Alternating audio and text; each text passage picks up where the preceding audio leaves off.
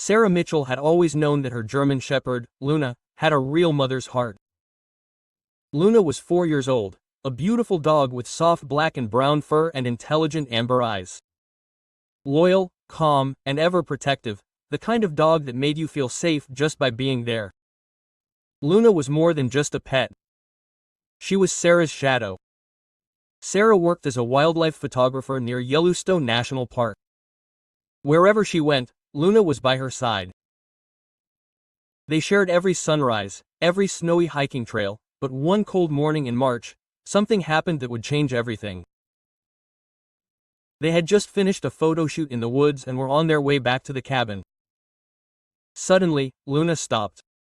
Her ears were pricked up. Her nose twitched. She was more focused than Sarah had ever seen her before. "What's wrong, girl?" Sarah whispered. Luna walked slowly toward a pile of fallen logs near a frozen stream. She whined softly, crouched down and walked carefully. Sarah followed her and then she saw it. 3 tiny figures, curled up in the cold. Hardly a movement. At first Sarah thought they were puppies. But when she looked closer, her breath caught in her throat. "Oh my God," she whispered. They were wolf pups. Their eyes were still closed. Their small bodies were shivering from the cold. No sign of a mother wolf, only silence and the wind in the pines. Luna moved closer. She sniffed carefully, then began nudging the little ones with her warm nose. The pups crawled weakly towards her, searching for warmth. Sarah froze. This wasn't just unusual, this was a serious decision. Saving wildlife like wolves was technically illegal.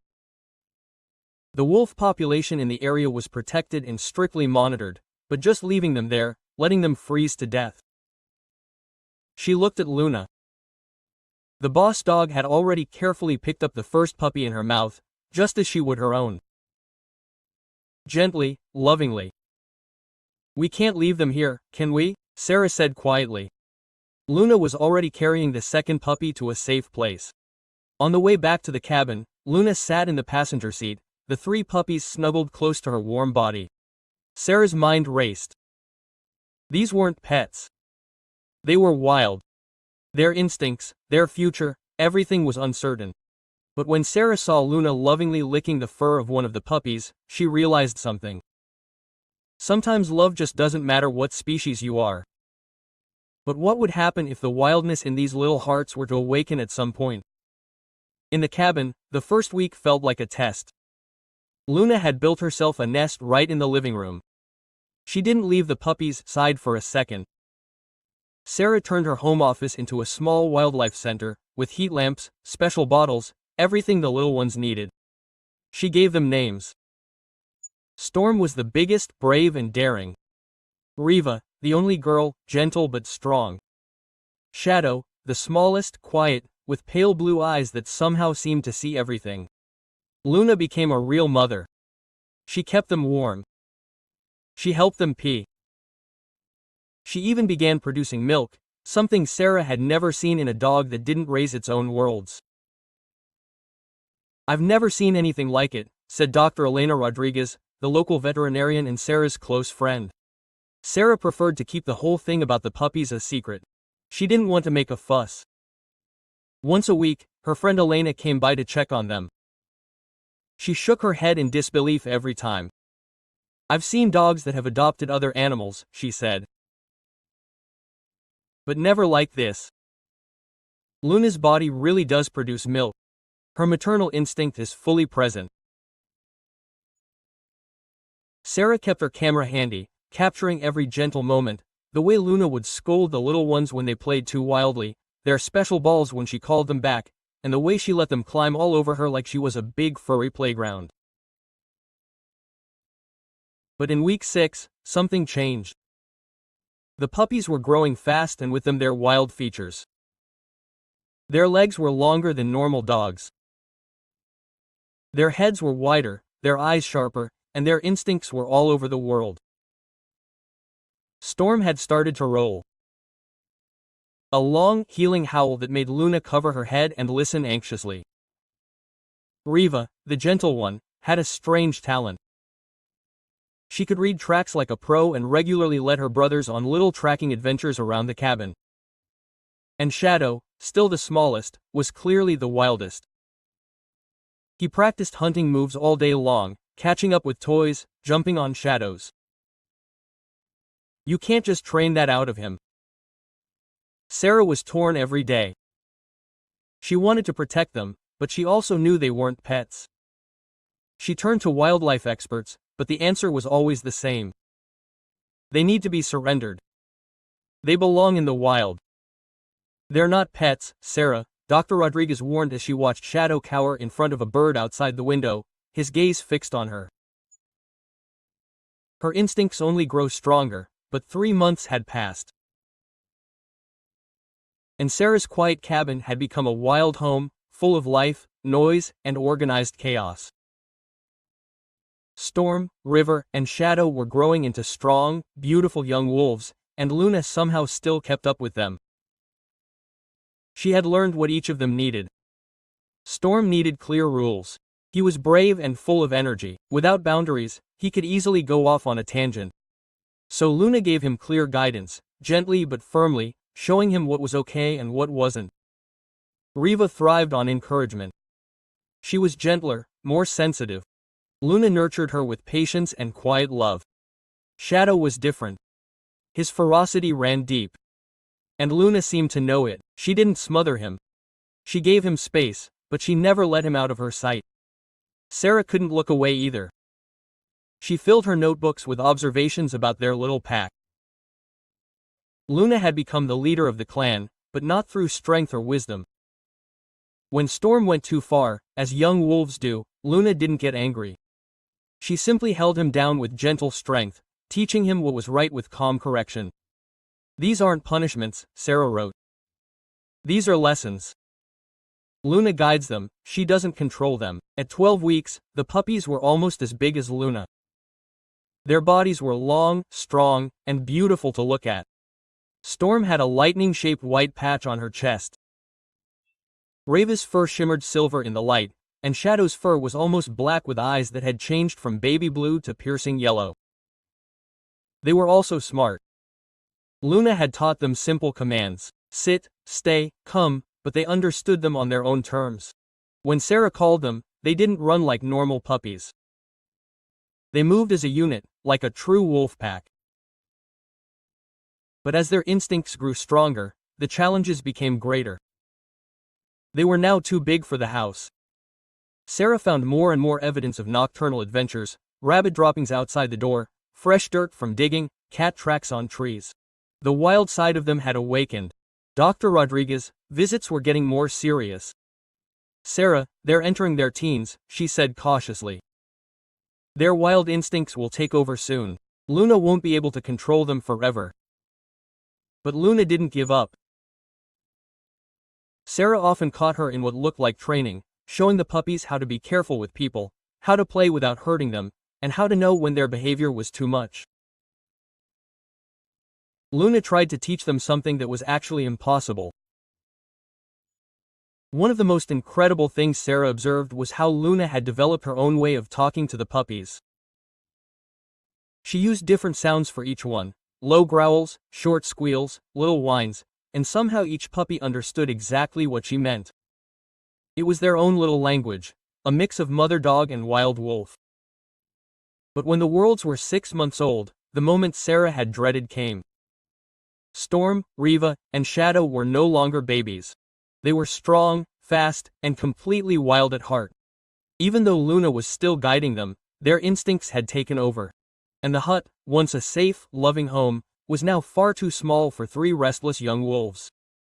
Then came the first real shock. It was a silent October morning, foggy and damp. Sarah went out to get firewood. Suddenly, she heard Luna barking sharply from behind the cabin. She dropped the wood and ran. Behind the cabin, Storm was standing over a fallen deer. Blood stained his mouth. His eyes were not shining with fear or shame, but with pride. Storm? No, Sarah cried in horror. He looked up, but didn't move immediately. For the first time, one of the pups had hunted on its own. Luna appeared seconds later. Her body was tense, alert, not angry. She slowly approached Storm, not like a mother, but like a leader. It wasn't a punishment, it was a lesson. She wanted to show him something, when it was okay to act like a wild animal and when it wasn't. In the afternoon, Dr. Rodriguez came by quickly. "That's exactly what I warned you about," she said softly. Storm is now in full hunter mode. His instincts are sharp, and Luna can't undo thousands of years of wolf history. Sarah could feel something had changed in the way the pups moved, the way they looked at Luna. They still loved her, but it wasn't like it used to be. They didn't need her like little babies anymore.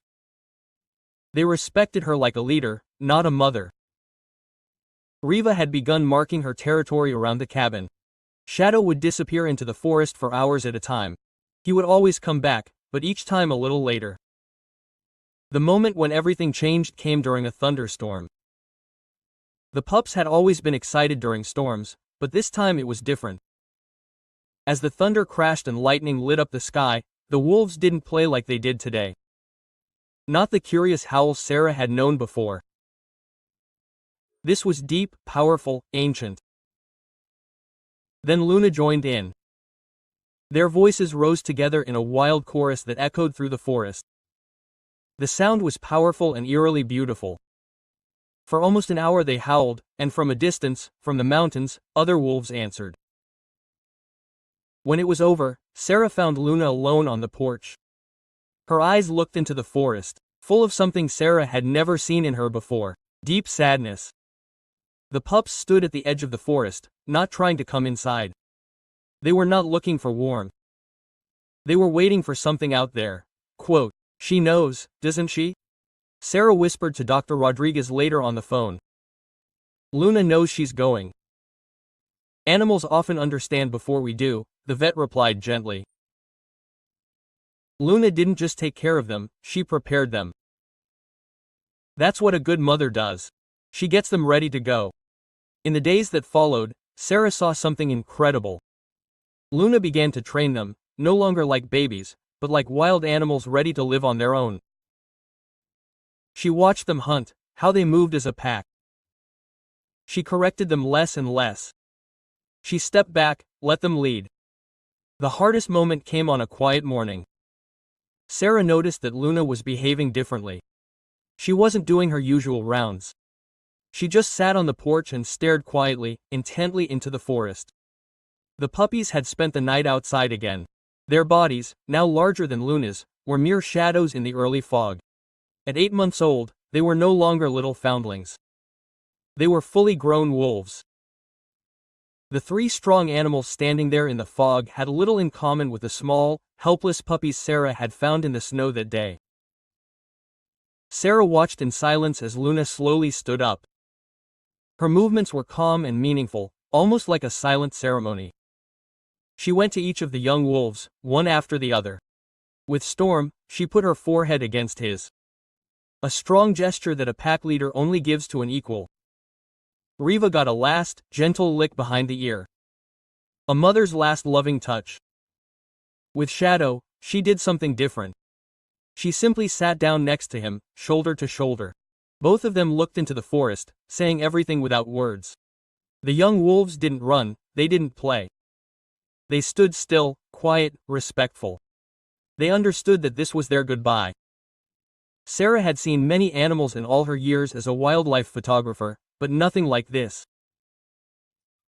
The deep emotional connection that played out before her went far beyond anything she had ever captured on camera. Then came the sound that changed everything. A long, mournful howl rose from the forest. First one voice, then another, then many. An entire chorus of wolves roared through the valley. Storm, River, and Shadow responded immediately. They lifted their heads and joined in, their voices now part of that ancient wild song. But Luna remained silent. Instead, she turned and walked back to the porch, back to Sarah. She leaned gently against Sarah's legs, her body warm and still, as together they watched the wolves take their final steps toward the forest. "They're really choosing this," Sarah whispered. Tears streamed down her face. They do indeed choose the wilderness. Storm went first. His strong legs carried him without hesitation into the dark shadows of the forest. Rivera turned back once, just once, to Luna. Then she followed her brother. Shadow lingered the longest. He fixed his golden eyes on Luna. They held eye contact for a long, silent moment. Then he, too, disappeared into the trees. Silence filled the clearing. Luna did not move. She sat there for almost an hour, her ears turned wide, listening. When she finally stood up, she slowly began to walk the edge of the hut, cautiously, as if reassessing her territory. A mother adjusting to life after her children are gone. Later that day, Dr. Rodriguez arrived after Sarah's emotional call. She found Luna in the Nissim place, which had once been a place of playing puppies. Her head was resting on an old blanket. She was still looking for them too. She grieves, Dr. Rodriguez said quietly, but she is also proud. What she did was beyond extraordinary. She raised wild wolf cubs and gave them the chance to survive on their own. That's the greatest thing a mother can achieve. In the days that followed, Luna slowly changed. She spent more time with Sarah again, seeking closeness, giving affection. It was as if she was redirecting her love toward her human family. Her appetite returned. So did her curiosity. Walks felt normal again. Life went on. 3 weeks passed. The cubs, no, the wolves had not returned. And Sarah began to accept that this chapter of her story was over. Luna often sat on the porch in the evenings, looking into the trees, listening, but the forest remained silent. Until one day, it didn't. Sarah was out taking pictures again, this time at Kesket Falls, a place she had avoided since the wolves had left. Luna walked beside her, but she was tense. Her ears twitched, her body alert. When they reached the lookout point, Luna suddenly stopped. Sarah followed their gaze and her breath caught in her throat. On the other side of the rushing river stood 3 wolves. Majestic, strong, wild. Storm stood proudly in the middle, powerful, with the white patch on his chest shining in the sun. Riva was graceful, calm beside him, her silver fur catching the light, and Shadow stood a little to the side, darker than ever, in the shadows, but his golden eyes rested on Luna. For several long moments, no one moved. Sarah forgot her camera. She simply watched, the species paused, the heart full of emotion. It was a moment between 2 worlds, wild and tame, past and present, mother and child. Luna did not bark, she did not whine. She simply stood there, proud and still, watching her children on the other side of the water. Dr. Rodriguez had arrived quickly after Sarah's distraught call. Now she stood quietly beside him, looking at him fearfully. Luna imparts real knowledge, she said softly. Survival training, and not just between dog and puppy, but between species. This is learned behavior passed down through generations. The meeting lasted nearly 2 hours. It wasn't just a visit, it was much more. There was play, there was teaching. There were formal greetings, like a family ceremony. The older wolves stood on the sidelines, watching respectfully. They accepted Luna. They let her be part of this new, growing family. As night fell and the forest grew dark, the wolves began to leave. But this farewell was different. Each of the young parents brought their pups back to Luna one last time, and Luna, with all the love of a mother and the dignity of a leader, nudged each one. A final blessing, a grandmother's farewell. Storm was the last. He approached Luna no longer as a puppy, but as an equal. He touched her nose with his deepest gesture of respect. Then he turned and led his family back into the forest. Sarah and Luna watched in silence as their forms disappeared into the snowy trees. Then Luna raised her head and howled. A long, full sound. Not mourning, but peace. Joy. From the forest came the answer immediately. A chorus of howls, deep, wild, beautiful. Several generations singing together. Sarah knelt beside Luna. Her camera captured the last moments of that day. A day she would never forget. Quote, "You did it, girl," she whispered, and placed her hand on Luna's warm fur. Later that night, through the window, soft howls drifted across the valley. A wild symphony. And in them, Sarah could hear voices that Luna had helped raise. Pups she had loved, taught, and released. Luna was no longer just a mother. She had become something rare. Something like no other. A matriarch, a bridge between two worlds. A teacher whose lessons would reverberate through wild packs for years to come. Lessons about love, loyalty, and survival. As Luna fell asleep peacefully and contentedly by the fire, Sarah realized something. Some stories never end. They become legends.